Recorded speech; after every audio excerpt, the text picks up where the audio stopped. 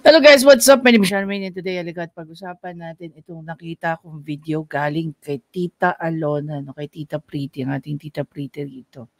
So meron siyang ginawang reaction at sobrang napaisip ako. Imagine niyo in just 2 minutes, okay? Meron siyang binanggit dito na napaka-importante sa mga ginagawa ni Idol sa kanyang programa. Okay? Panoorin natin din pag-usapan.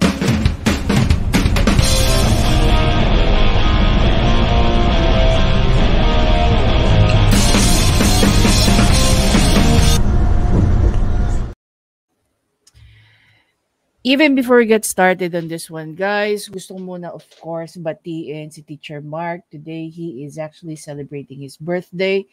Teacher Mark, happy birthday sa iyo.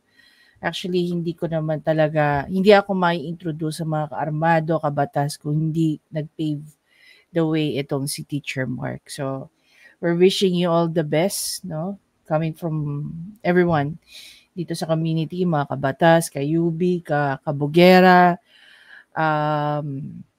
kaarmado, yan, sa amin ni Mang Temyong, yan. Happy birthday sa iyo, Teacher Mark.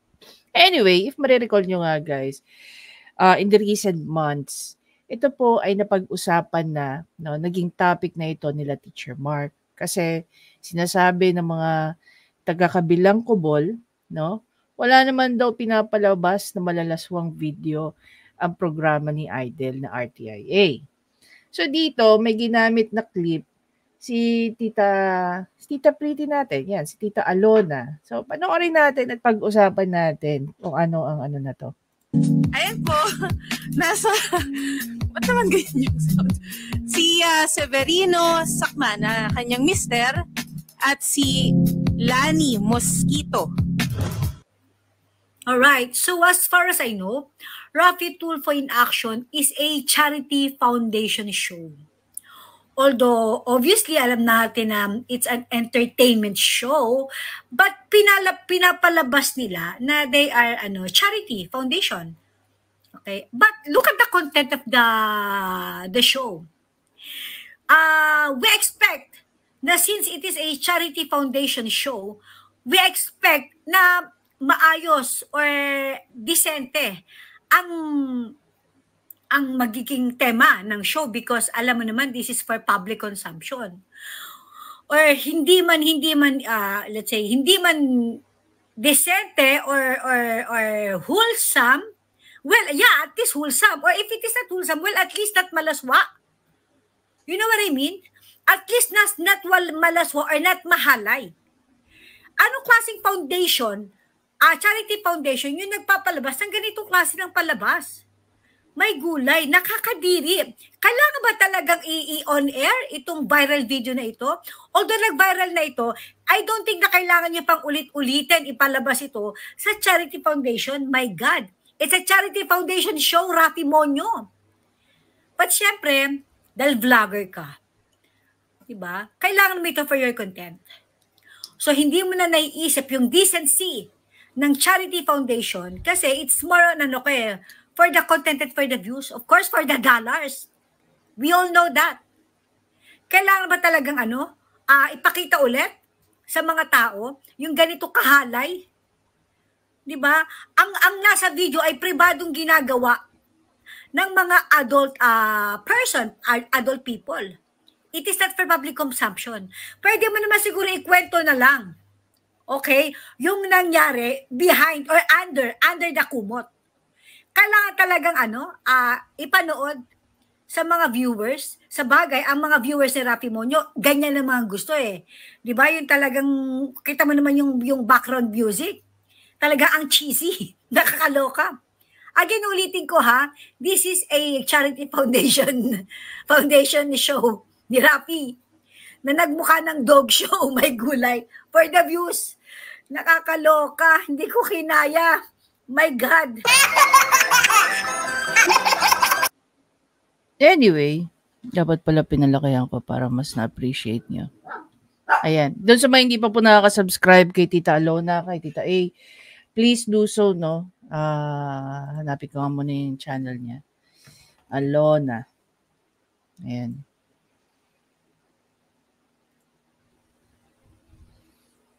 Punta tayo dito. Yun. So, mga hindi pa po nakaka-subscribe sa channel ni Tita Alona, please do so. So, paano natin pag-uusapan itong video na ipinakita rito ni Tita A? So, yesterday lang po niya yan in-upload. If I remember it correctly, when we started with Tita A, she only had parang 5,000. Yan, 11,300 na subscriber. Congratulations sa'yo, Tita A. So, balik tayo dito sa eksena ni Tita A. So, na-upload lang ito kahapon ni Tita A. I'm not 100% sure kung kailan pinalabas po yung video na yon. Okay? Sa programa ni Idol. Ngayon, sabi nga ni Idol, gagamitin natin ito sa kanya. Dahil, ayon nga kay Raffy Tulfo, the very reason bakit siya nasa loob ng RTIA doing those things is because parte daw yon ng kanyang constituency work. Okay? So as he is doing a constituency work, so siya po ay tumatayo as isang public servant. Tama po ba? Ayon nga po sa Constitution, okay? Article 11. Public office is a public trust. So, dito muna natin na-atakihin to sa pagiging senador niya, pagiging public servant niya. Tama po ba na nagpapalabas kayo ng mga ganyang programa or mga ganyang palabas sa inyong pribadong programa? One of the many questions nga na, tama ba? I'm not sure kung, I think it was Attorney Claire who asked this question. Dahil ba yan isang constituency work, every video na nandyan si Raffy Tulfo, yan po ay government-owned. Yung mga video na lumalabas dyan. So, correct me if I'm wrong kung si Attorney Claire ngayon nagtanong nun. So, bilang isang public servant, dali lang ah.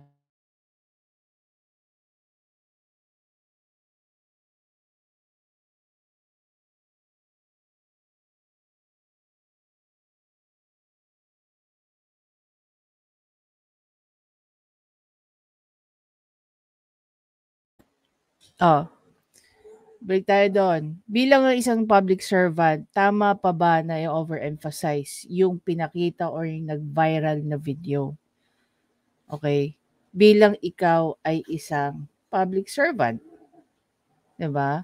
So, ang naririnig lang natin doon sa Shiri.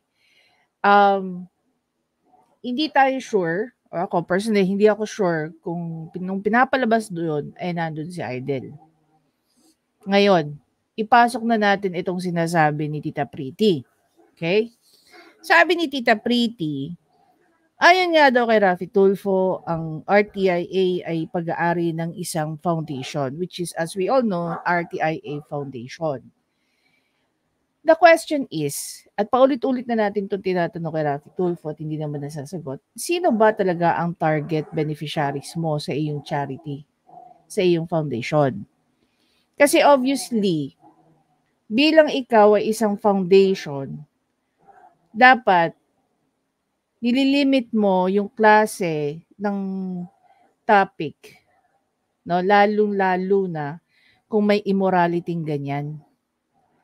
Kasi babalik at babalik din yan sa'yo bilang isang foundation.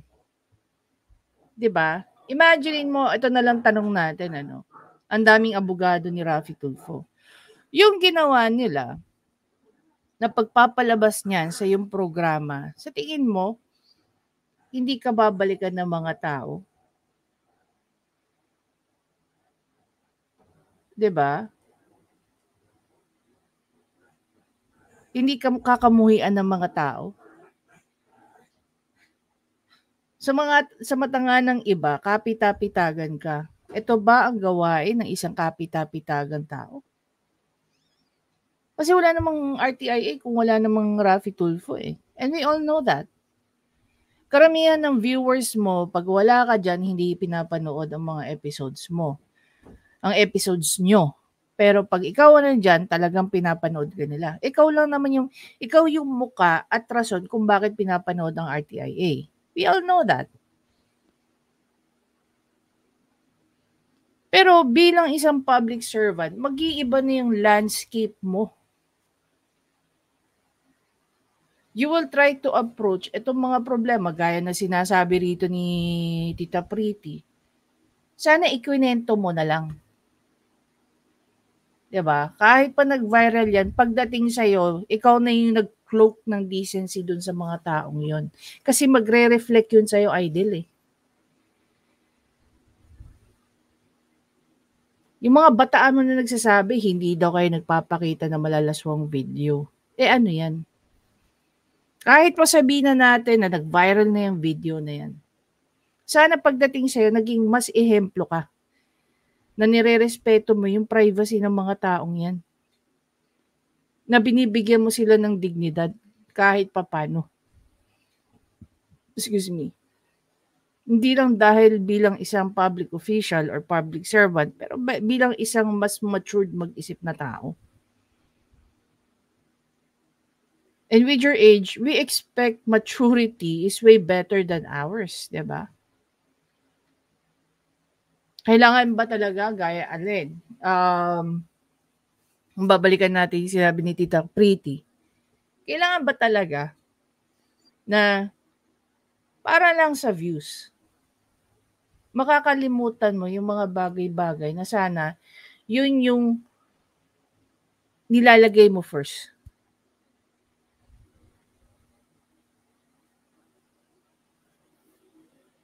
Diba?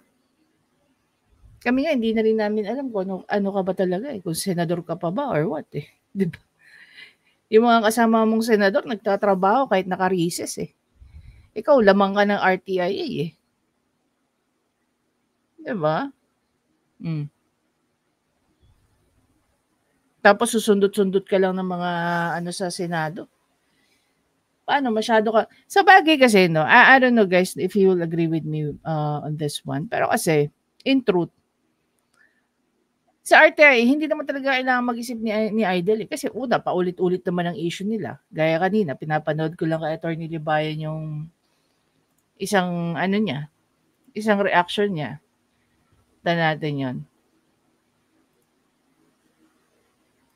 Gutom ka na. Wait. Ngayon na to, itong episode ni Idol na to, in-entertain niya pa talaga tong babaeng to. Ayon nga kay Atty. Libayan, itong babaeng to, hinahabol tong lalaking to kahit meron, kasal daw to. At ini-entertain talaga ni Idol. Diba?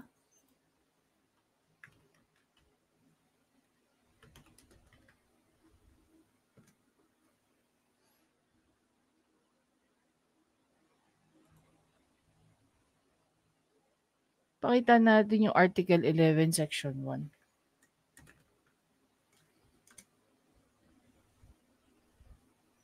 Sabi dito, public office is a public trust. Public officers and employees must at all times be accountable to the people, serve them with utmost responsibility, integrity, loyalty, and efficiency, act with patriotism and justice, and live a modest life. Sa tingin nyo, dyan sa constituency work ni Idol, merong mga ganyan?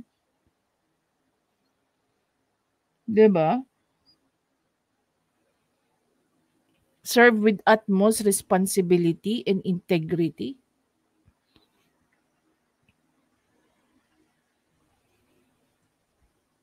Kung ako kay Idol, bilang siguro siya isang public servant ngayon, hindi niya ina-entertain yung mga ganitong klaseng issue. Lalong-lalo na, hindi naman yan biglang sinasabak dyan. Fini-filter out pa yata yung mga yan. Diba? Kasi marami tayong naririnig na usapin na halimbawa. Ano sabi nila? Hindi naman lahat na nagpupunta dyan ina-entertain ni Idol. Karamihan pa nga, mas marami pa nga yung nagkakaroon sila ng referral over sa mga na anong issue. And while I was watching this video ni Atty. Libayan kanina during his live, patawa-tawa pa si Idol sa mga nangyayari sa kanila. See? Oh.